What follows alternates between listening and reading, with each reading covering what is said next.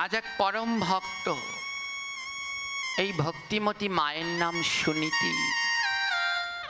তার পতিদেব তিনি ছিলেন নীলাচল বিহারী, দুজনেই পরম ভক্ত।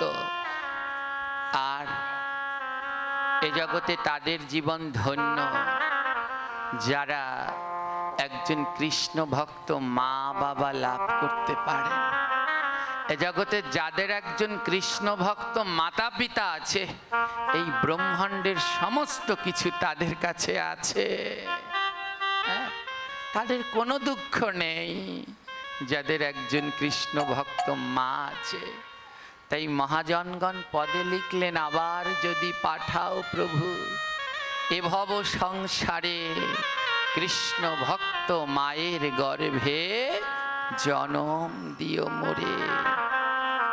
মা সুনীতি এবং পিতা নীলাচল বিহারী দুজনেই পরম ভক্ত ছিলেন। তাদের ঘর আলো করে এক কন্যা সন্তান জন্মগ্রহণ করলেন। যেই দিন ওই কন্যা সন্তান জন্মগ্রহণ করলেন, সেই দিন তার পিতা দেহ ত্যাগ করলেন। পিতার মৃত্যু যন্ত্রণা উঠল। একদিকে সন্তান জন্মগ্রহণ করছে, আনন্দ, মায়ের আনন্দ হচ্ছে, মা সুনীতির আনন্দ হচ্ছে, তার সন্তান জন্মগ্রহণ করেছে। অন্যদিকে তার স্বামী পতিদেব দেহ ত্যাগ করছেন, সেই যন্ত্রণায় তার হৃদয় বিদীর্ণ হচ্ছে। নীলাচল বিহারী যখন দেহ ত্যাগ করছেন, স্ত্রী সুনীতিকে ডেকে বলছেন, সুনীতি, আমার যে সন্তান হোক, পুত্র কিংবা কন্যা, আমার সন্তান যেন গোবিন্দ সেবায় লাগে। আমায় কথা দাও, আমার যেই সন্তান হবে সেই সন্তানকে তুমি সাধুগুরু বৈষ্ণবের চরণের দাস করে দেবে।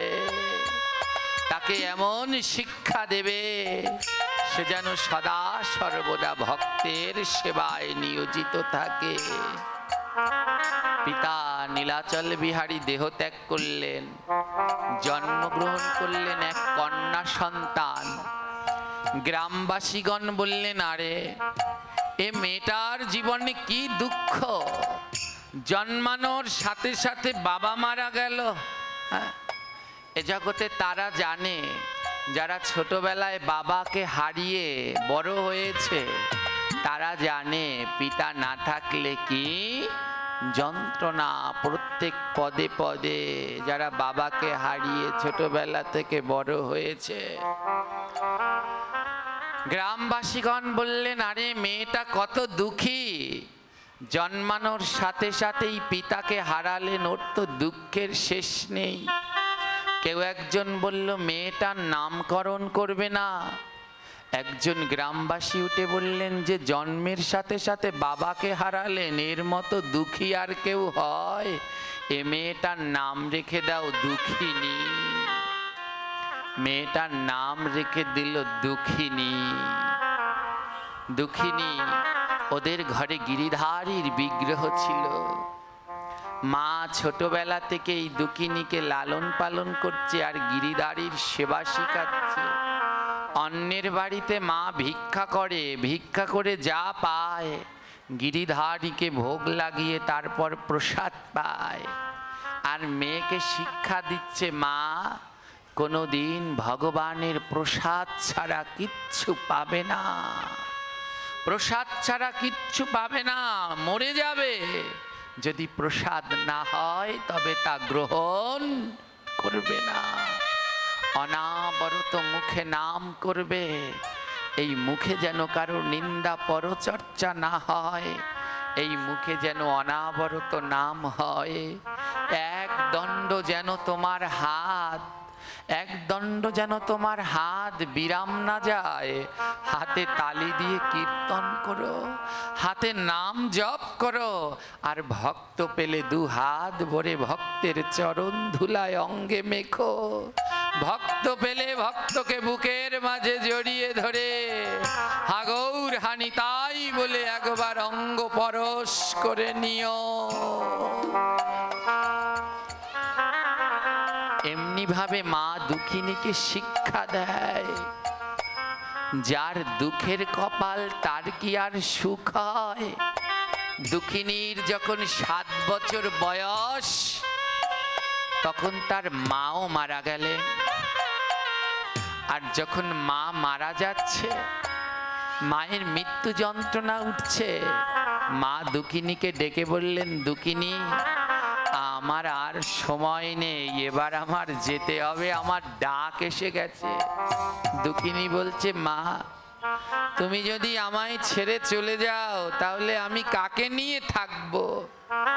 দুঃখিনীর কৃষ্ণ ভক্তিমতী মা বললেন, শোন মা, এ জগতে যাকেই ধরে থাকার চেষ্টা করবে সবাই একদিন না একদিন চলে যাবে। আমাদের প্রভুপাদ তার একটা বাণীতে বললেন, এই জীবন এক বদলির চাকরি, যখন নোটিশ আসবে চলে যেতে হবে মা, কেউ এড়াতে পারবে না। এটাই সহজ সরল, যখন ডাক আসবে তখন যেতেই হবে।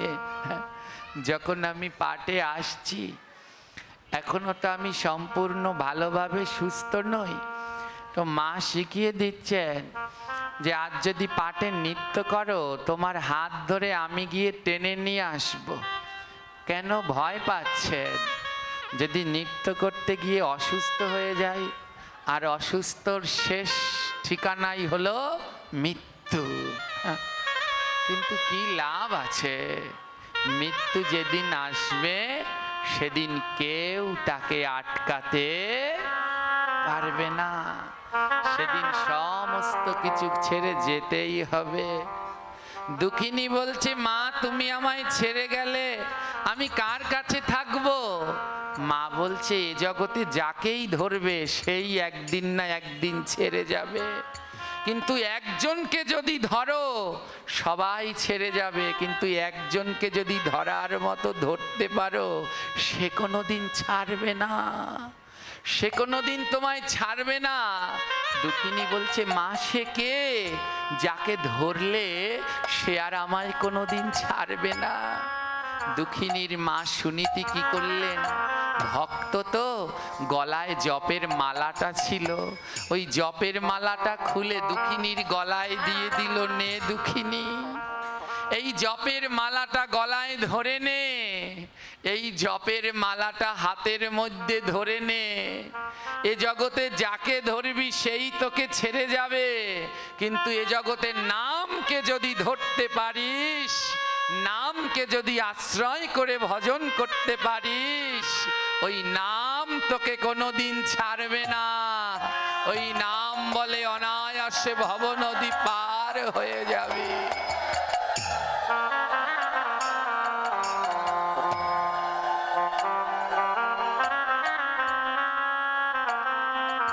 গলায় জপের মালাটা দিয়ে দিলেন, মানে জপ করবি, আর গিরিধারীর বিগ্রহটা কোলে দিয়ে দিলেন, নে গিরিধারীর সেবা করবি। দুইজনকে ধর, নাম আর নামি, এই দুইজনকে যদি ধরে রাখতে পারিস এরা দুজন ছাড়বে না। যাকেই ধরেন মা, ভাই, বন্ধু, পুত্র, আত্মীয় স্বজন সবাই ছেড়ে যাবে, কিন্তু দুজন ছাড়বে না, এক নাম আর দুই নামই। শেষ দিন পর্যন্ত দুজন আপনার সঙ্গে থাকবে। তাই এই দুজনকে আশ্রয় করুন সুন্দরভাবে। যারা এখনো জপ করেন না সবাই জপ করুন, নিত্য গোবিন্দের সেবায় যুক্ত হন, নাম আর নামীকে শক্ত করে ধরুন, যেন ওই দুইজন থেকে বিচ্ছিন্ন না হন। দেহ ত্যাগ করলেন মা, দুঃখিনীর জীবন দুঃখেরই রয়ে গেল, মাও নেই, বাবাও নেই, কেউ নেই, তার সম্বল দুজন, এক জপের মালা আর দুই গিরিধারী লালা।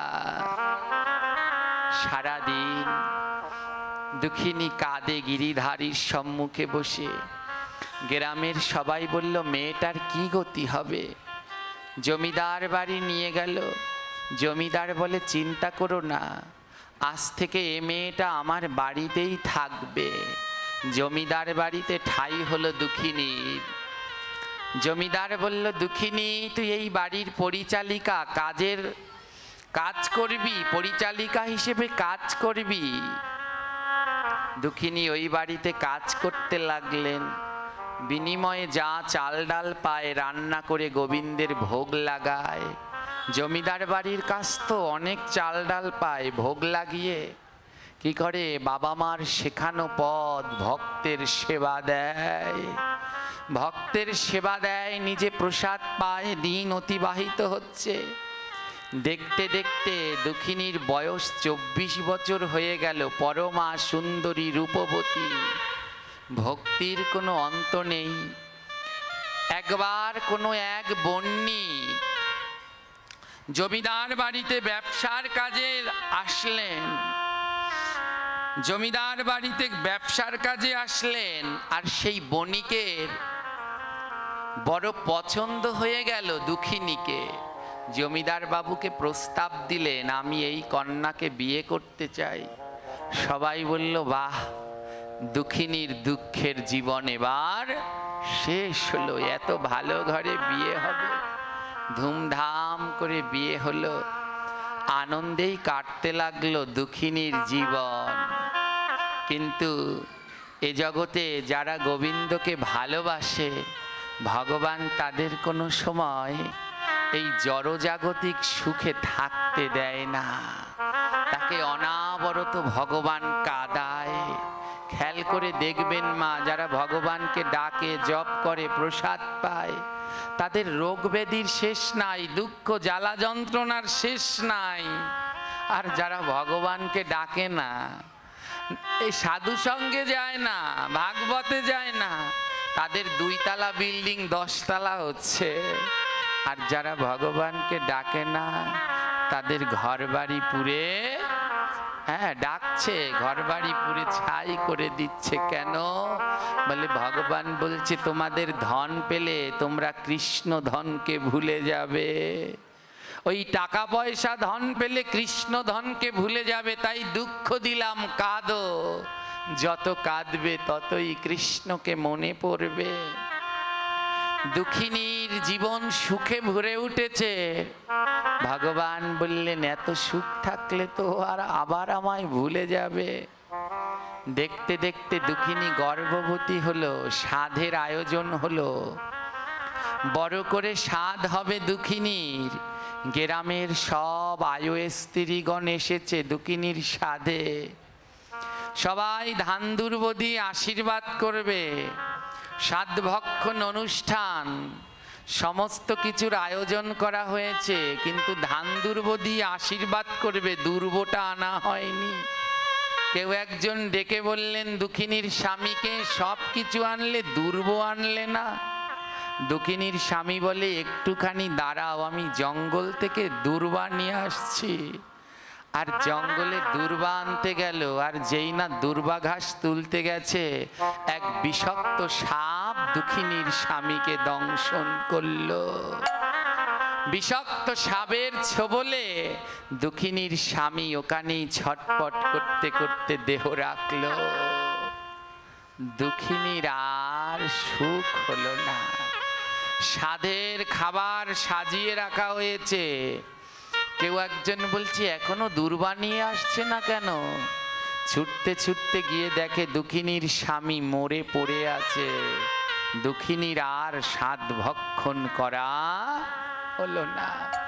দুঃখিনীর দুঃখের জীবন দুঃখেরই রয়ে গেল, আর তার সুখ হলো না। স্বামী চলে গেছে, মা বাবা কেউ নেই, পাথর হয়ে গেছে, শোকে মুচ্ছমান, মূর্ছা হয়ে পড়ে গেল। যখন অচৈতন্য হয়ে দুঃখিনী পড়ে গেলেন, মূর্ছা গেলেন, ভগবান দুঃখিনীকে স্বপ্নে ডেকে ডেকে বলছেন, দুঃখিনী ওই জপের মালা ফেলে দে, ওই গিরিধারীর সেবা ছেড়ে দে। যদি ছেড়ে দিতে পারিস, তোকে আবার সব কিছু ফিরিয়ে দেব। তোর স্বামীকে আবার ফিরে পাবি, তুই ভগবানের সেবা ছেড়ে দে। দুঃখিনী ভগবানকে স্বপ্নে বললেন, হে প্রভু, এ জগতে যে আসবে সে আবার চলে যাবে, কারো জন্যে মায়া করে লাভ নেই। হে ভগবান, আমি সব ছাড়তে পারবো, কিন্তু তোমার সেবা অধিকার ছাড়তে পারবো না। হ্যাঁ, তুলসী আরতিতে আমরা বলি না,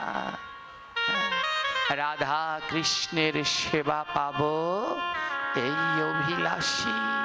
হে প্রভু, যেন এই বৃন্দাবনে গিয়ে আমি রাধা কৃষ্ণের সেবা দিতে পারি। দুঃখিনী বলছে, সব ছাড়তে পারবো ভগবান, তোমার সেবা ছাড়তে পারবো না। যা যা আছে কেড়ে নাও, কিন্তু তোমার সেবা থেকে বঞ্চিত করো না।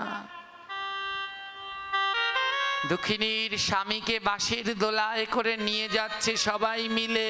বলো হরি হরি বল, বলো হরি হরি বল। ধ্বনিতে দুঃখিনীর চেতনা ফিরল, উঠে দেখে হাতের শাখা পলা ভাঙা, সিঁদুর মোছা, সবাই মিলে স্বামীকে শ্মশানে নিয়ে যাচ্ছে। দুঃখিনী ছুটতে ছুটতে গিরিধারীর কাছে গিয়ে দুই নয়নের জলে ভাসছে। এক পাশে দাঁড়িয়ে মহাজন বলছে, হে গোবিন্দ, ওই দুঃখিনী তো তোমায় ভালোবাসে, তোমায় ঢাকে, আর যে তোমায় ভালোবাসে, যে তোমায় ডাকে, তাকে তুমি এত কাঁদাও কেন প্রভু?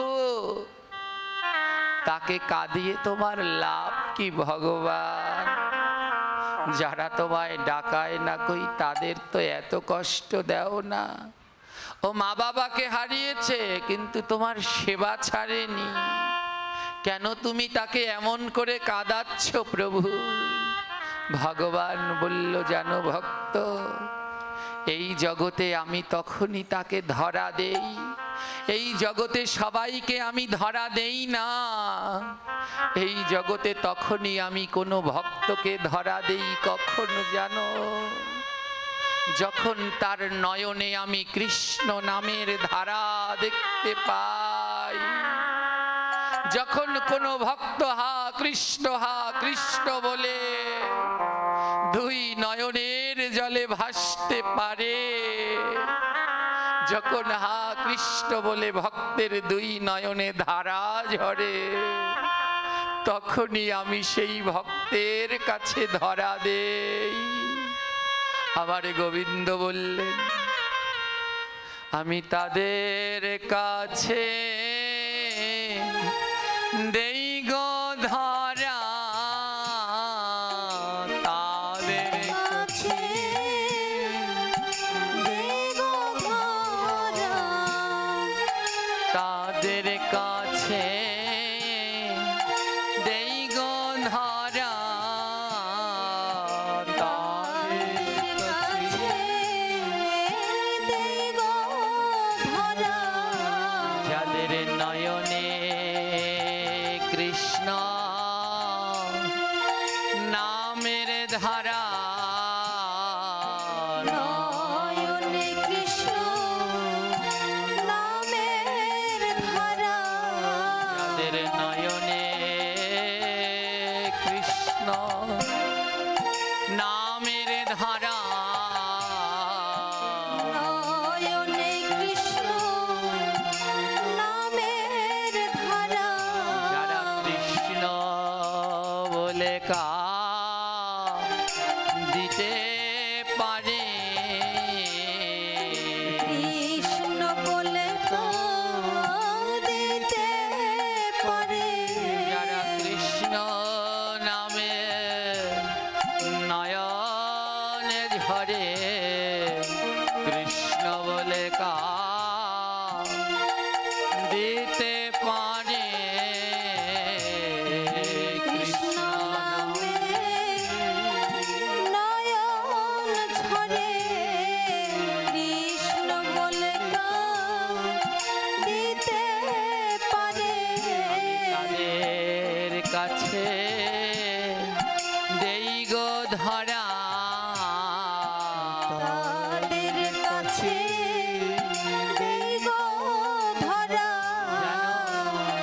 যাদের কৃষ্ণ নামে নয়নে ধারা বয় আমি তাদের কাছে ধরা দেই। এক পাশে দাঁড়িয়ে মহাজন বললেন, হে প্রভু, আমার তো এই পোড়া নয়নে কৃষ্ণ নামে ধারা বয় না, নয়নে জল ঝরে না, তাহলে কি আমার কৃষ্ণ পাওয়া হবে না?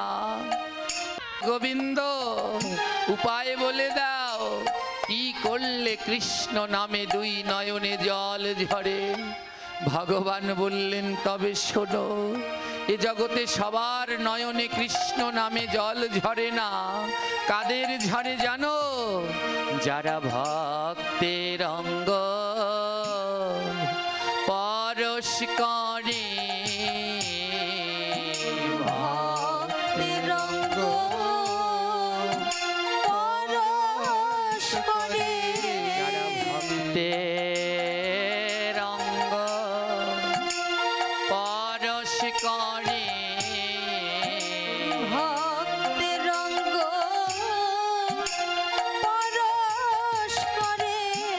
তাদের নয়নে জল ঝরে। যারা ভক্তের অঙ্গ পরশ করে, হরিবল হরিবল, এমন জন্ম আর হবে না।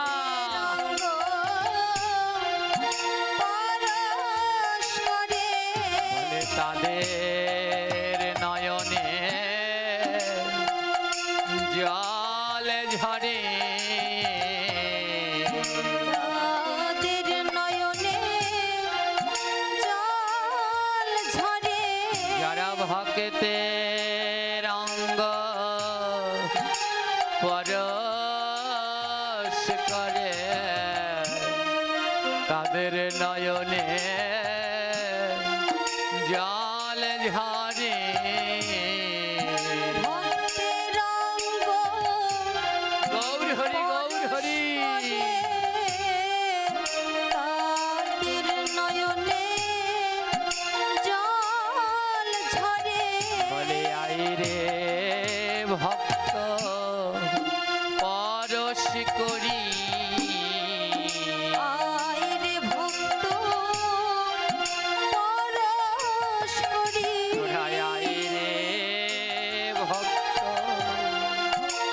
পরশ করি, আয় রে ভক্ত পরশ করি। আমার নয়ন আছে নাই রে বাড়ি, আয় রে ভক্ত পরশ করি। নয়ন আছে নাই রে বাড়ি, আয় রে ভক্ত পরশ করি। আর নয়ন আছে নাই রে বাড়ি, আয় রে ভক্ত পরশ করি। নয়ন আছে নাই রে বাড়ি, আয় ভক্ত পরশ করি। যত পারো দুই নয়নের জলে কাঁদো, কারণে জগনে নয়নের জল ছাড়া গোবিন্দকে ধরা যায় না, বাধা যায় না। বলে ওই প্রাণ গোবিন্দকে ধরতে বাধ্য যদি চাও, তবে নিতাই গৌর হরি বলে দুই নয়নের জলে ভেসে যাও। হরি বল।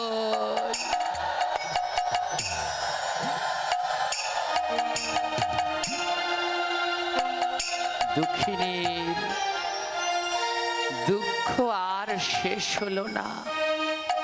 পাড়া প্রতিবেশী আত্মীয় স্বজন সবাই মিলে টিটকানি টিপ্পানা মারতে লাগলো, এ মেয়ে নাকি, এ তো একটা রাক্ষসী। জন্মানোর সাথে সাথে বাবাকে খেলো, মাকে খেলো, আবার স্বামীও মরলো।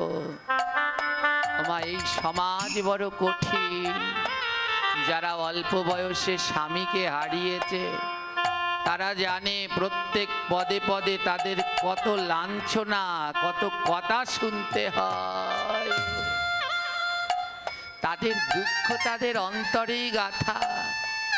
দুঃখিনী সকালবেলা দরজা খুললে আত্মীয় স্বজনরা বলে, আরে সকালবেলা এই বিধবার মুখ দেখেছি, আজ বোধহয় আর দিন ভালো যাবে না। দুটো চর মারলে সহ্য করা যায়, কিন্তু মনে কষ্ট দিলে, কোন কষ্ট? যখন নিজের লোক, নিজের আত্মীয়, নিজের পরিজন দুঃখ দিয়ে কথা বলে, সেই যন্ত্রণা সহ্য করা যায় না। দুঃখিনী সইতে সইতে ক্লান্ত হয়ে গেলেন। গিরিধারীর কাছে গিয়ে বললেন, গিরিধারী, আমি আর পারছি না এই যন্ত্রণা সহ্য করতে। তাই আমি সিদ্ধান্ত নিয়েছি আজ গঙ্গায় ডুবে মরব। একটা দড়িয়ার কলসি নিয়ে গঙ্গায় ডুবে মরতে রওনা দিলেন। গর্ভে তার 9 মাসের সন্তান। গিরিধারীর বিগ্রহটা গঙ্গার তীরে রেখে জলের ভিতরে নামলেন। গলায় দড়ি কলসি বেঁধে জলে ডুবে মরবে। গিরিধারীকে বলছে, গিরিধারী, আমি তোমায় জলে ডুবাতে আনিনি, আমি তোমায় জলের কিনারায় রাখবো। কেন জানো? যখন আমি ওই জলের মধ্যে ডুব দেব, ওই ডুব দেওয়ার সময় যেন তোমার শ্রীরূপ দর্শন করে আমার দেহ প্রাণ পাখি চলে যায়। বৃন্দাবনের শুদ্ধ ভজনানন্দী ছিলেন হরিদাস স্বামী। জন্ম অন্ধ ছিল। একদিন নয়ন ফিরে পেল, আর নয়ন ফিরে পেয়েই রাধারানীর দর্শন করল। রাধারানীকে দর্শন করার পরে হরিদাস স্বামী রাধারানীকে বললেন, হে রাধে, আমার নয়ন আবার আগের মতো অন্ধ করে দাও। বলে, কেন? বলে, এই নয়নে তোমার ওই রূপ দেখার পরে আমি এই জগতের আর কোনো বস্তু দেখতে চাই না। আমি এ নয়নে যেন রাধা রাধা রাধাই দেখতে পাই।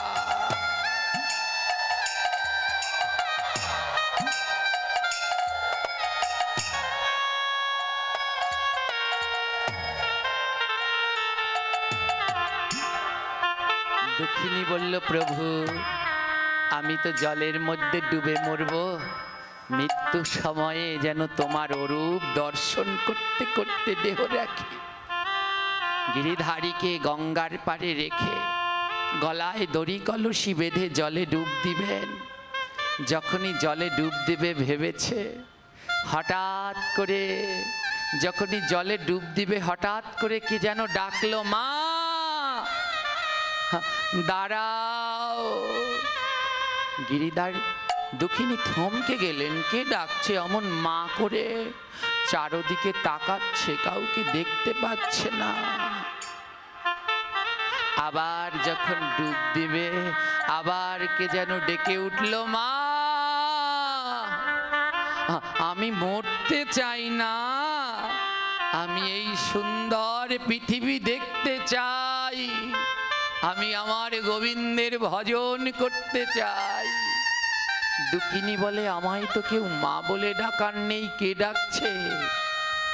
হঠাৎ দেখলেন গর্ভ থেকে তার সন্তান ডেকে বলছে, মা তুমি মরে গেলে তো আমিও মরে যাব, তুমি আমার জন্য বেঁচে থাকো। দড়ি কলসি ছুঁড়ে ফেলে দিলেন। দুঃখিনী বললেন, এ আমি কি করছি? আমি নিজের সুখের জন্যে আমার সন্তানের জীবন বিসর্জন দিতে যাচ্ছি। দড়ি কলসি ছুঁড়ে ফেলে তিলে উঠলেন আর বললেন, না, যত দুঃখ হয় হোক, কিন্তু আমার সন্তানকে আমি কষ্ট দিতে পারবো না।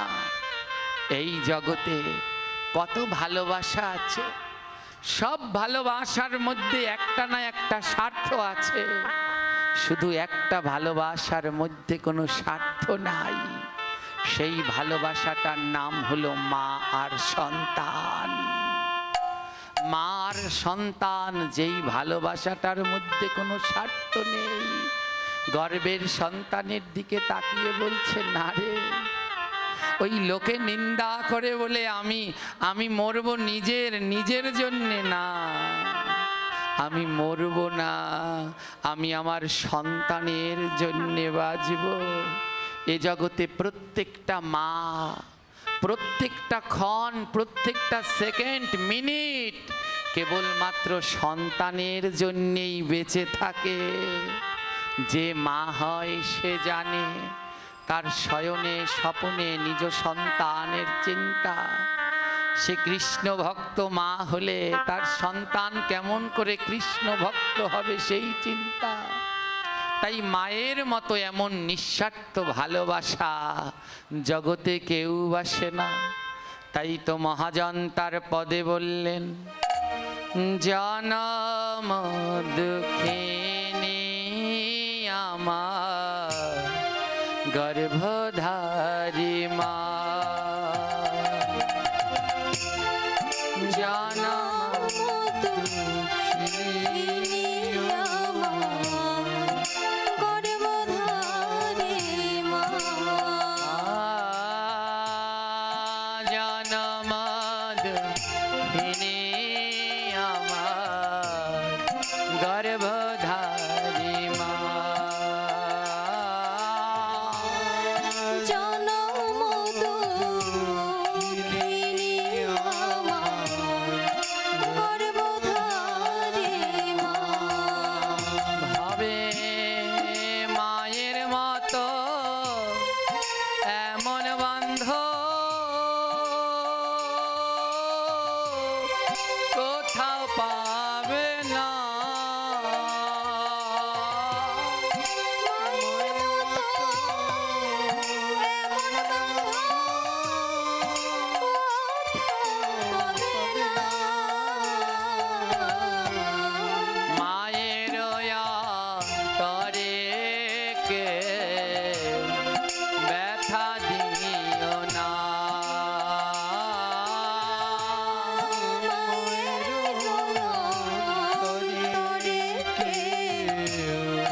ব্যথা দিও না।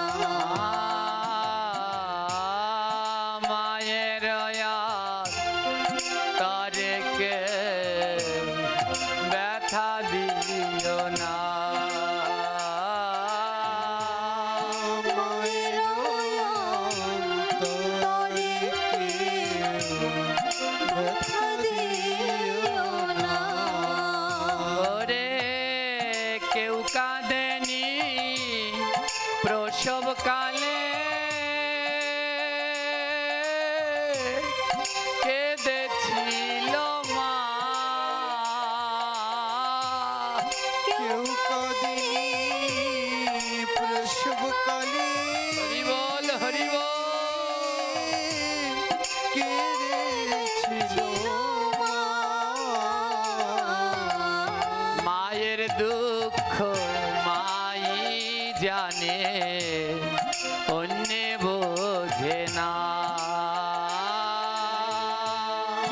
মায়ের দুঃখ মাই বোঝে কেউ তো বোঝে না। আরে এ জগতে মা জননী নাই গো যার, এ জগতে মা জননী নাই গো যার। তার মতো দুঃখী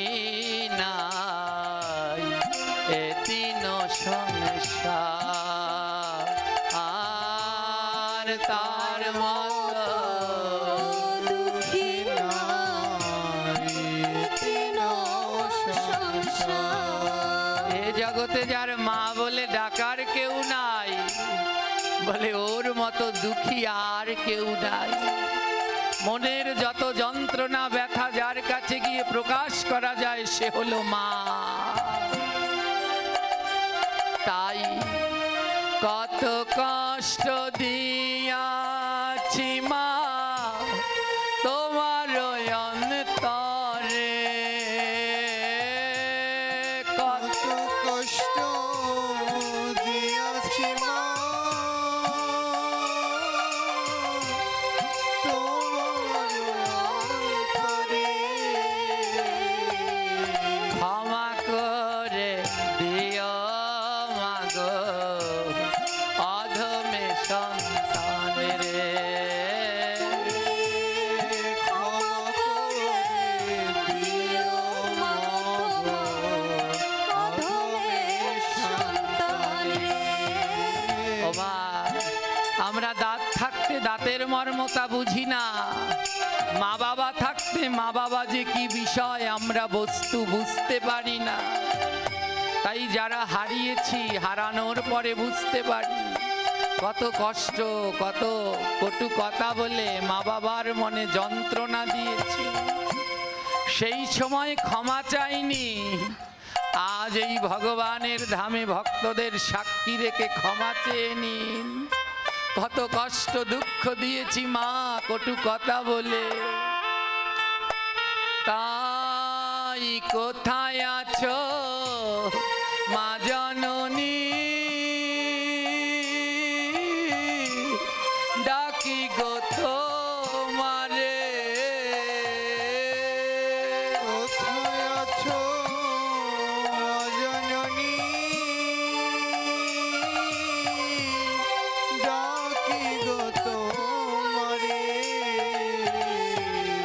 চরণ ধুলা দাও মাগো একবার আমারে, চরণ ধুলা দাও মাগো একবার ও চরণ ধুলা দাও মাগো একবার আমারে। চরণ ধুলা দাও মাগো একবার আমারে। তোরা আয় রে ভক্ত একবার আমার বুকের মাঝে আয়। ভক্ত একবার তোমার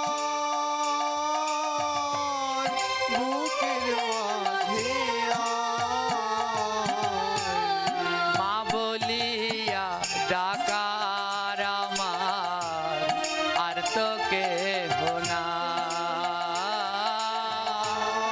মা বলিয়া ডাকার আমার আর তো কেহ নাই। দুঃখিনী বলছে আরে আমার তো মা বলে ডাকার কেউ নাই, কিন্তু আমি আমার সন্তানকে কেন বঞ্চিত করব না? আমি আমার সন্তানের জন্য বাঁচব। হাড়ি দড়ি কলস ছুঁড়ে ফেলে দিয়ে গিরিধারীকে কোলে নিয়ে আবার রওনা দিলেন। বলে ওই সমাজে আর যাব না, যেই সমাজে নিন্দা করে ওখানে যাব না, জঙ্গলে গিয়ে গাছতলায় থাকবো। রওনা দিলেন দুঃখিনী, আর মুখে গাইছেন হরে কৃষ্ণ হরে কৃষ্ণ কৃষ্ণ কৃষ্ণ হরে হরে, হরে রাম হরে রাম রাম রাম হরে হরে। হরে কৃষ্ণ কৃষ্ণ কৃষ্ণ হরে হরে, হরি বল।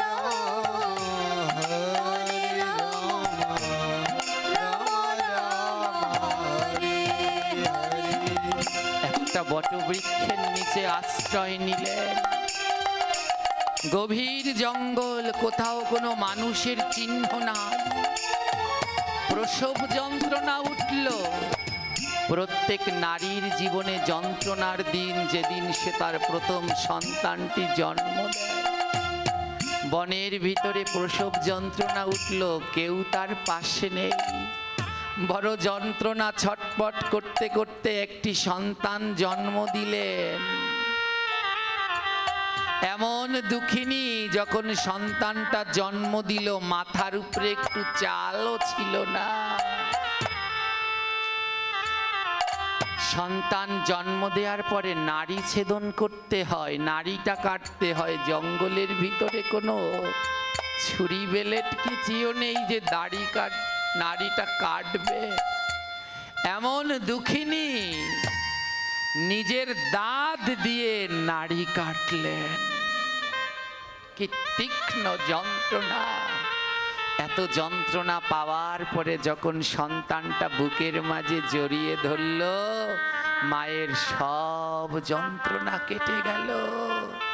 এই হলো মা।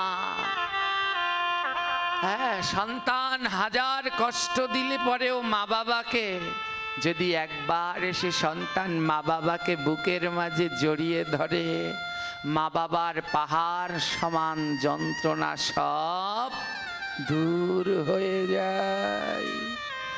আজ যখন সন্তানকে বুকের মাঝে জড়িয়ে ধরেছে, দুঃখিনীর সমস্ত যন্ত্রণা যেন দূর হয়ে গেছে। হেন কালে গোবিন্দ মনে মনে ভাবছে, দেখি তো দুঃখিনী, তোমায় আরেকবার পরীক্ষা নিয়ে দেখি, তুমি সন্তান পেয়ে আমায় ভুলে গেলে নাকি। ভগবান বরুণ দেবকে, ইন্দ্রদেবকে বললেন, বৃষ্টি দাও, এমন বৃষ্টি দাও, দেখি দুঃখিনীর কাছে কে আপন, আমি না তার সন্তান। শুরু হলো ঝড় বৃষ্টি। একদিকে গিরিধারী গোপাল, আরেক দিকে তার সেই ছোট্ট সদ্য সন্তান শিশু।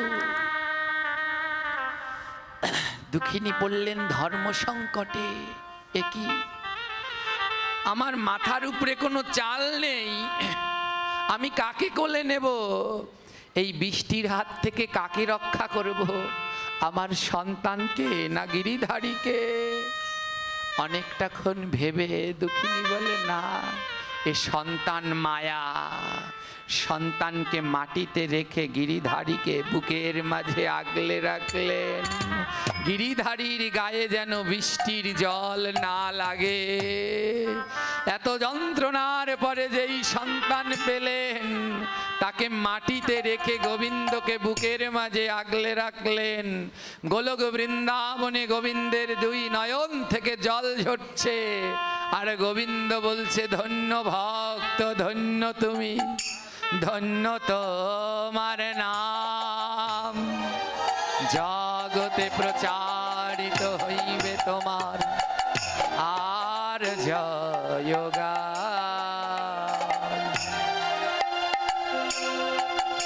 অনেকক্ষণ ধরে বৃষ্টি হলো। সাধ্য জন্মানো বাচ্চাটা ভিজতে ভিজতে আর কোনো কথা বেরোচ্ছে না মুখ থেকে।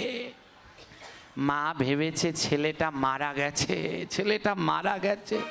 বৃষ্টি থেমেছে, গিরিধারীকে রেখে কথা, ছেলেটার কোনো কান্নার শব্দ নেই, সাড়া নেই। ছেলেটাকে কোলে নিয়েছে।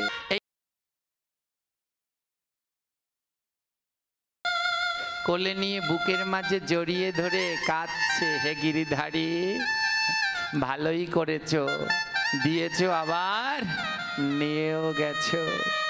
ভগবান বলল, না গো দুঃখিনী, তোমার দুঃখ এখনো শেষ হয়নি, তোমার পরীক্ষা এখনো শেষ হয়নি। যখনই সন্তানটা বুকের মাঝে জড়িয়ে ধরলেন, বাচ্চাটা সঙ্গে সঙ্গে কাঁদতে লাগলেন। বাচ্চাটা সঙ্গে সঙ্গে কাঁদতে লাগলেন। হ্যাঁ, দুঃখিনী দেখলেন তার সন্তানটা মরেনি, এখনো বেঁচে আছে। দুঃখিনীর মুখটা আবার আনন্দে ভরে উঠলেন। দুঃখিনী সন্তানের নামকরণ করলেন। কি নাম? জন্মানোর সময় যার মাথার উপরে চাল নেই, তার জন্যে সন্তানটার নামকরণ করলেন চলন কুমার। বলে আজ থেকে তোমার নাম চলন। যার জন্মানোর সময় মাথার উপরে চাল ছিল না, তাই তার নাম হলো চলন কুমার। দেখতে দেখতে ছেলেটা বড় হচ্ছে আর মায়ের কাছ থেকে কৃষ্ণ ভক্তি শিখছে।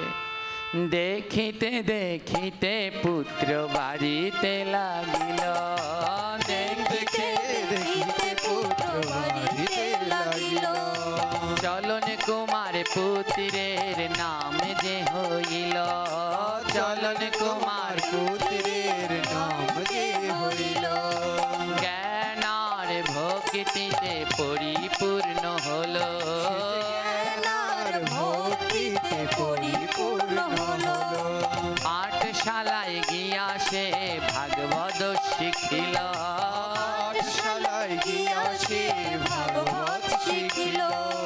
পরম ভক্ত চলন কুমার যে হইল।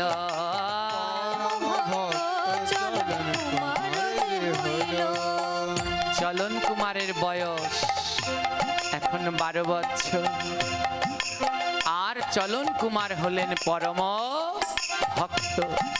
প্রতিদিন রাত্রবেলায় চলন কুমার ভাগবত পাঠ করেন।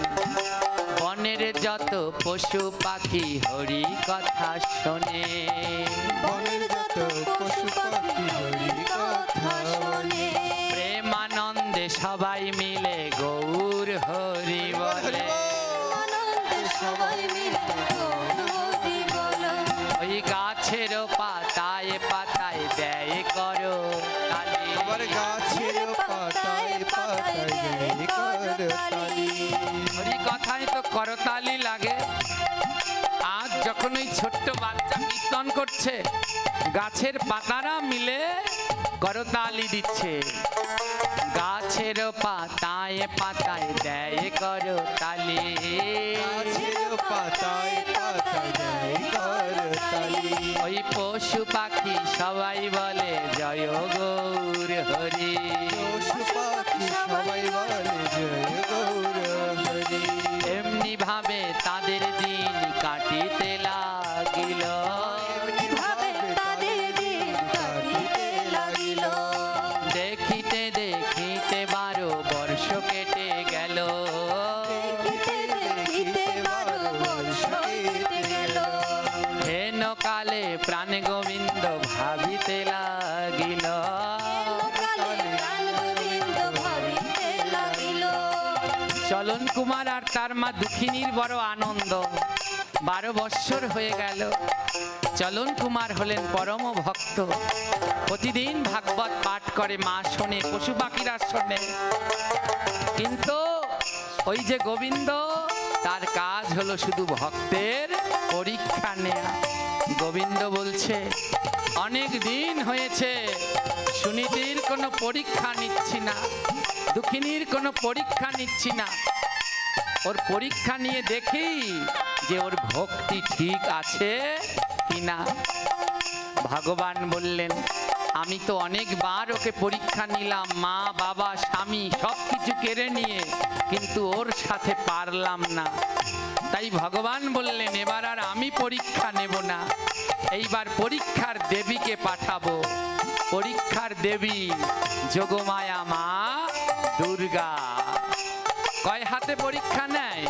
ভগবান নেয় 2 হাতে পরীক্ষা, আর মা দুর্গা পরীক্ষা নেয় কয় হাতে? তাই আজ গোবিন্দ কি বলল?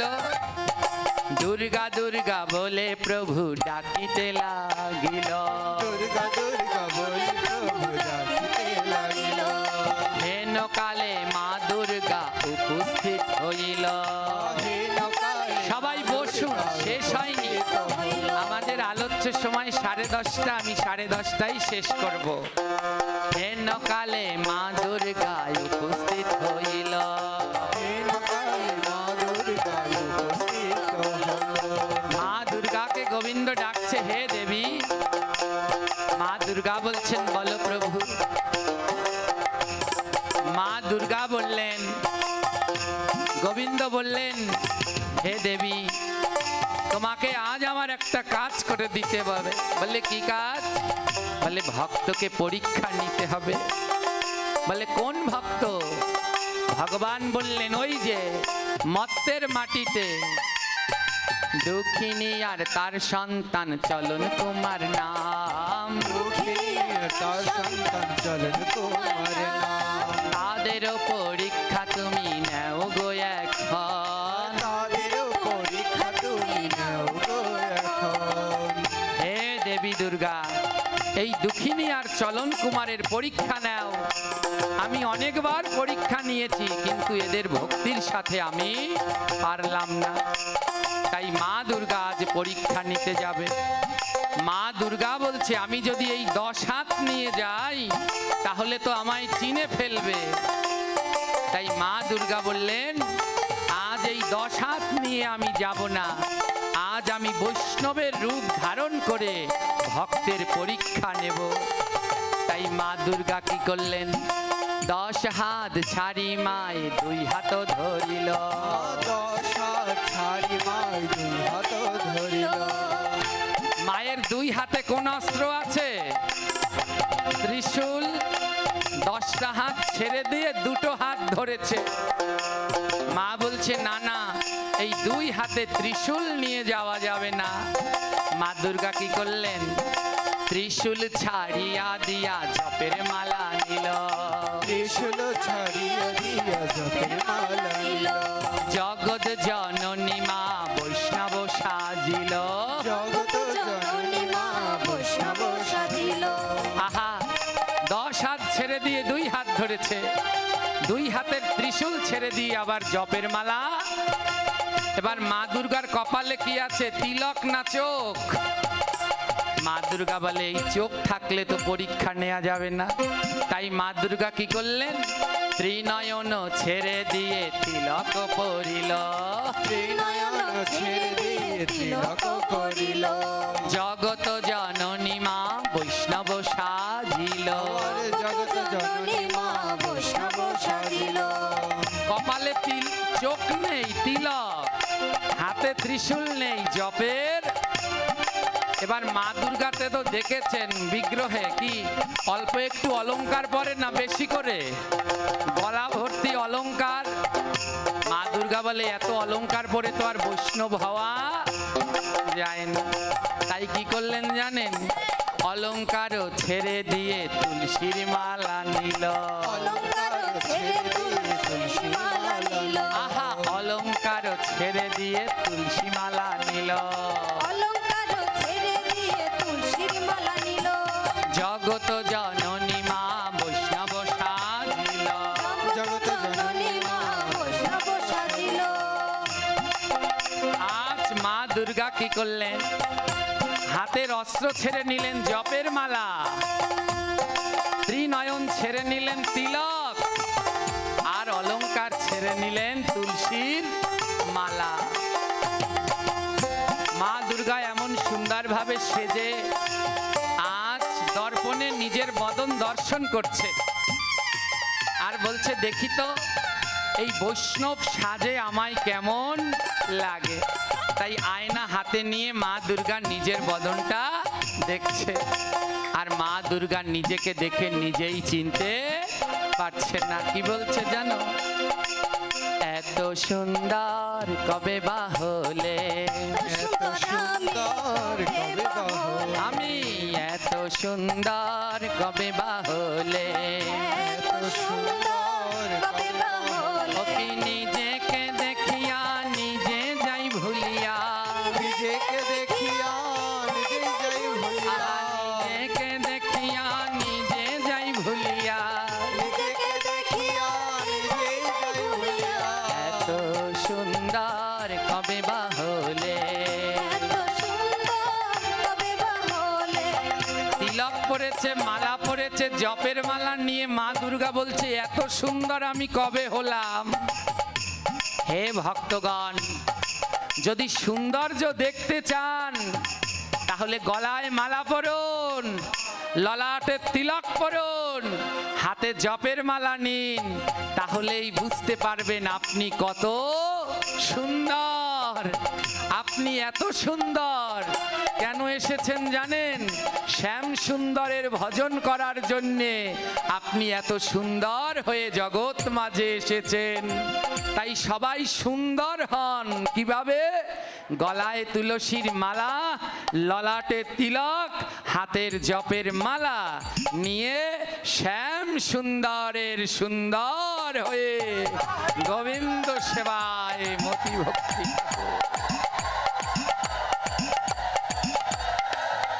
এবার বৈষ্ণব সাজিয়া মায়ে চলিতে লাগিল, বৈষ্ণব সাজিয়া মায়ের চলিতে লাগিল, এবারে বৈষ্ণব সাজিয়া মায়ে চলিতে লাগিল, বৈষ্ণব সাজিয়া মায় চলিতে লাগিল। দুঃখিনীর গৃহে গিয়ে উপস্থিত হলো, আবার দুঃখিনীর গৃহে গিয়ে উপস্থিত হলো। জয় নিতাই। মা দুর্গা বৈষ্ণব সেজে দুঃখিনীর বাড়িতে গিয়ে উপস্থিত হলেন। আর দুঃখিনীকে ডেকে ডেকে বলছেন, হ্যাঁ দুঃখিনী, বৈষ্ণব সেবার জন্য কিছু ভিক্ষা দাও। দুঃখিনী মনে বড় আনন্দ হলো, বৈষ্ণব সেবার জন্যে 12 বছর ধরে কিছু দিতে পারিনি, আজ 12 বছর পরে আমাদের গৃহে বৈষ্ণব এসেছে, আজ 12 বছর পরে বৈষ্ণব সেবায় ভিক্ষা দেব। আমি কিছু সময়ের মধ্যেই শেষ করছি, দয়া করে আপনারা বসুন। এইটুকু না শুনলেই আলোচনাটার কিছুই বুঝতে পারবে। তো কি করলেন, দুঃখিনী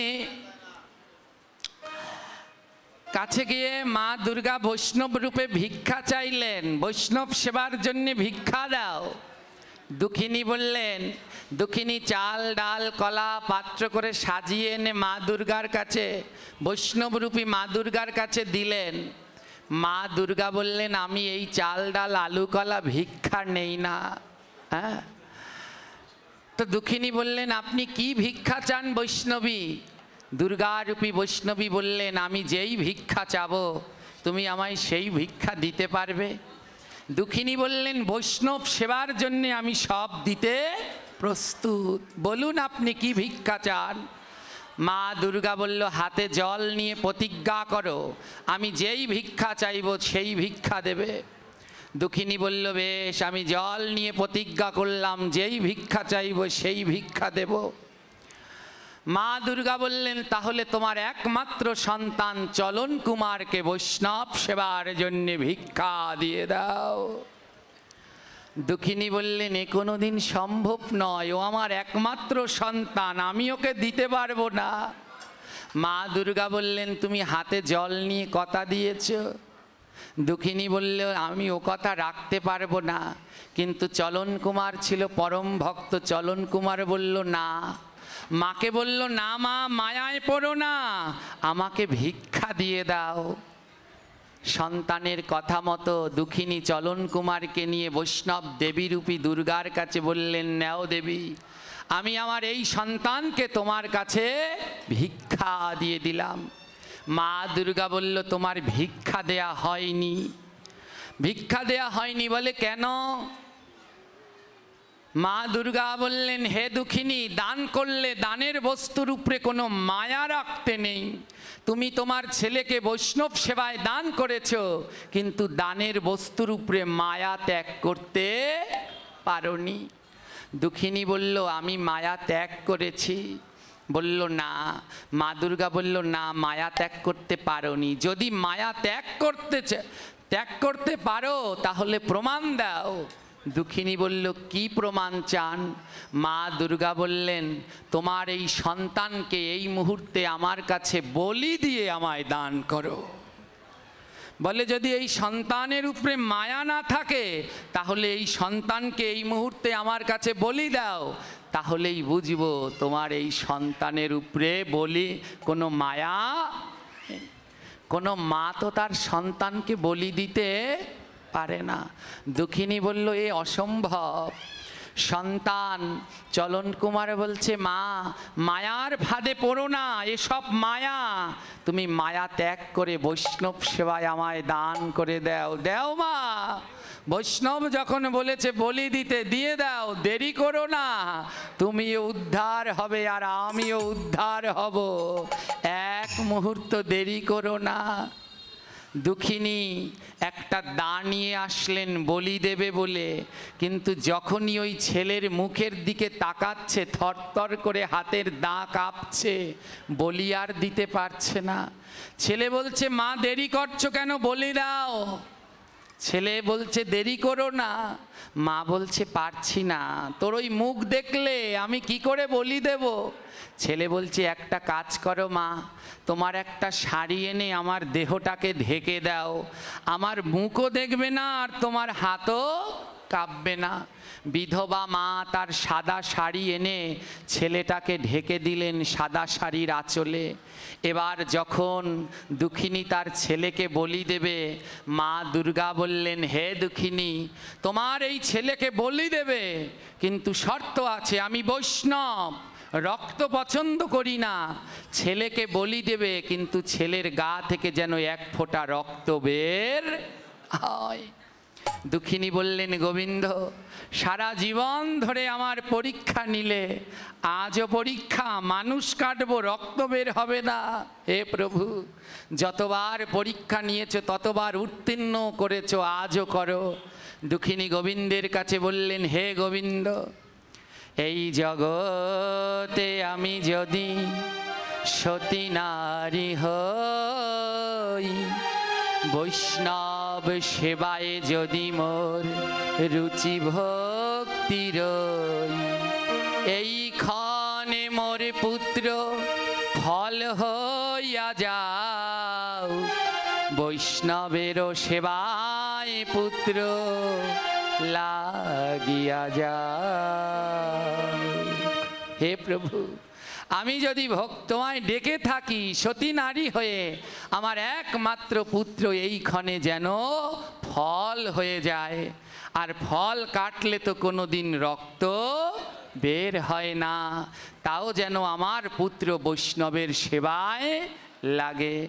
সতী নারী মুখের কথা বৃথা নাহি যায়, সতী নারী মুখের কথা বৃথা নাহি যায়, সেইখানে পুত্র তার ফল হইয়া যায়, সেইখানে পুত্র তার ফল হইয়া যায়। চলন কুমার থেকে সৃষ্টি হলো চাল কুমড়ো, চলন কুমার থেকে সৃষ্টি হলো তার নাম সেইখানে চলন কুমার চাল কুমড়া হইল, মা হইয়া দুর্গার কাছে পুত্র বলি দিল, মা হইয়া দুর্গার কাছে পুত্র বলি দিল। বলছে আমার এই পুত্র যেন ফল হয়ে যায়। সঙ্গে সঙ্গে চলন কুমড়ো ফল হয়ে গেলেন, আর সেই ফলটি হলো চাল কুমড়ো। চিনেন তো চাল কুমড়ো? চলন কুমোর থেকে হয়ে গেল চাল কুমড়ো। আজও সেই লীলা মোরা দেখিবারে পাই, আজ সেই লীলা মোরা দেখিবারে পাই। চাল কুমারের শেষের দিনে মায়েরা চলতাই, চাল কুমারের শেষের দিনে মায়েরা চলতাই। আজও দেখবেন যখন চাল কুমড়ো গাছে পেকে যায় কেমন হয়ে যায়, রং কেমন হয়, সাদা। আর যখন হচ্ছে তখন সবুজ, পেকে গেলে একেবারে সাদা হয়ে যায়। কেন জানেন? কারণ মৃত্যুকালে সে তার মায়ের শাড়ি, ওই সাদা শাড়ির আঁচলটা গায়ে জড়িয়ে নিয়েছিল। আজও সেই চাল কুমড়ো মৃত্যুকালে তেমন সাদা হয়ে যায়। মা দুর্গা বলল, ধন্য দুঃখিনী তোমার কৃষ্ণ ভক্তি, তাই আমি আশীর্বাদ করব। আমি আশীর্বাদ করলাম, দুর্গা পূজা দিতে হলে চাল কুমড়া লাগিবে, দুর্গা পূজা দিতে হলে চাল কুমড়া লাগিবে, চাল কুমড়া ছাড়া নাহি দুর্গা পূজা হবে, চাল কুমড়া ছাড়া নাহি দুর্গা পূজা হবে। এটা জানেন দুর্গা পুজো দিতে হলে কি লাগে? হ্যাঁ, কত কি বলি দেয়, ওসব নয়। দুর্গা পুজোর বলি হলো চাল কুমড়ো, এই সেই চাল কুমড়ো। হ্যাঁ, আর দুর্গাপুজোয় মায়ের কাছে ভ্যাট দিতে হয় জানেন, ভ্যাটের ভিতরে আখ, মানকচু, চাল কুমড়ো এই সব বস্তু, নারিকেল থাকে, তার ভিতরে একটা উপকরণ হলো চাল কুমড়ো। তো এই আলোচনা আরো দীর্ঘ, আমরা এখানেই বিশ্রাম দিচ্ছি। তখন সেই দুঃখিনী মা বললেন, হে দেবী, আমায় এমন পরীক্ষা নিলে, মা হয়ে সন্তানকে কাটালে, এই পরীক্ষা যেন জগতের কোনো নারীকে আর দিতে না হয়, কোনো নারী যেন তার সন্তানকে আর কোনো দিন না কাটে। মা দুর্গা তখন আশীর্বাদ করল, আজ থেকে কোনো নারী চাল কুমড়া কাটবে না, কোনো নারী চাল কুমড়া কাটবে না। জগতে অমর হবে এই না ঘটনা, জগতে অনর হবে না ঘটনা। আজ থেকে কোনো মা চাল কুমড়া কাটবে না, আজ থেকে কোনো মা চাল কুমড়া কাটবে না। মায়েরা চাল কুমড়ো কাটেন? জোরে বলবেন। কারা কারা কাটেন না হাত তুলে দেখান তো। হ্যাঁ, মেয়েদের কোনো সময় চাল কুমড়ো কাটতে, কারণ সে সন্তান। এটা আগে জানতেন? এই 1 ঘন্টা 1.5 ঘন্টায় আমার ভাগবত পাঠ করা সম্ভব না। আমার পাঠ করতে হলে 3 ঘন্টা সময়ের দরকার। ওই ফক্কর ঝক্কর ফাঁকি ঝুঁকি দিয়ে আমি যেতে পারি না। হ্যাঁ, সবটা শেষ পর্যন্ত না বুঝালে আমার মনের থেকে শান্তি হয় না। এইভাবে জগতে চাল কুমড়ো হলো, নারীদের চাল কুমড়ো কাটা নিষেধ। বাড়িতে চাল কুমড়ো আনলে প্রথমে কোনো পুরুষদেরকে দিয়ে একটু কাটিয়ে নিতে হয়, তারপরে মায়েরা আমানিয়া করবেন। হ্যাঁ, এইভাবে এই চাল কুমড়ো গোবিন্দ সেবায় লাগলো। আর এই চাল কুমড়ো খাওয়া কোন তিথিতে নিষেধ? প্রতিপদ।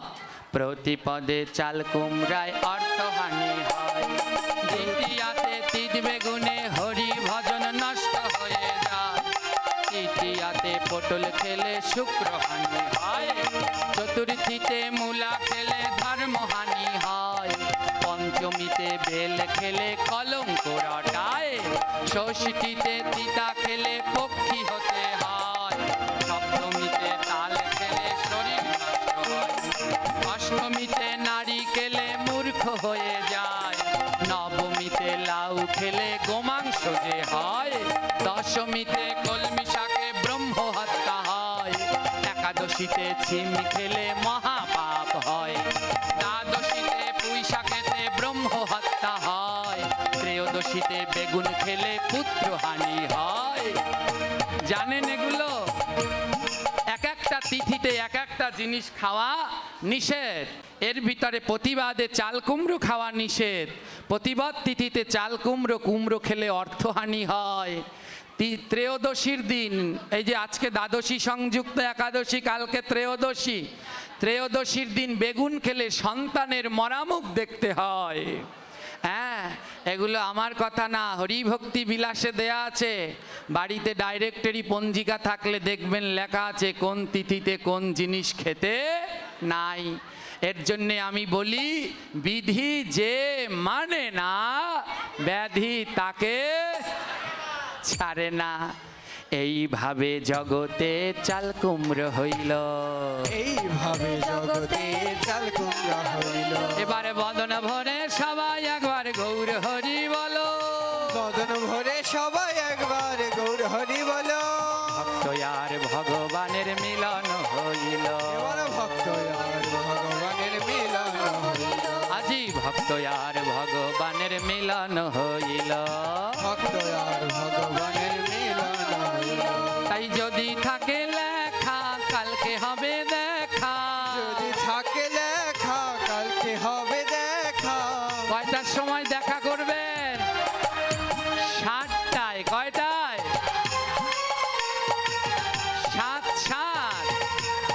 সবার রইল নিমন্ত্রণ, আইসো সবাই তখন, নিমন্ত্রণ আছে সবাই তখন। একা একা এসো না, একা একা এসো না, এই না মধুর বৃন্দাবনে, একা একা এসো না। এই না মধুর বৃন্দাবনে, একা একা এসো না। বলে যদি যাও বৃন্দাবনে সঙ্গে এনো দুই একজন।